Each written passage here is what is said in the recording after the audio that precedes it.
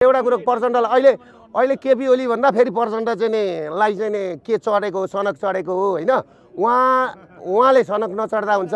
म उहाँलाई एउटा कुरा के भन्छु भने नि, तपाईको नजिक बसेर काम गरेको मान्छे हुँ म हैन।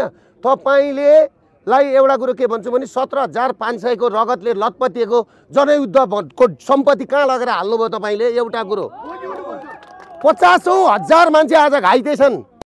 किताब कसले गर्ने? खरबौंका सम्पत्ति बमबार्डिङले उडाउनु भयो तपाईले त्यतिखेर।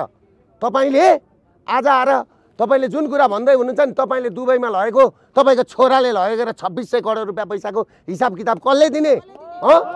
कसले दिने? तपाईले स्विजरल्यान्डमा घर किनेको छ, कुन पैसाले किन्नुभयो? अमेरिकामा घर किन्नु भएको छ, कुन पैसाले किन्नुभयो? नातिनीहरुका बिहा तपाईको चाहिँ नि 5 स्टार होटलमा गर्नुभयो। हिजो साधारण बिहा गर्दाखेरि भाटे कारबाही गर्ने तपाई अरूलाई रक्सी खायो भनेर तपाईको चाहिँ भाटे कारबाही गर्ने। आज तपाईका घरमा गएर अहिले खोलेर निकाल्नु पनि 1 करोडका रक्सी छन्। तपाई हामीलाई सिकाउने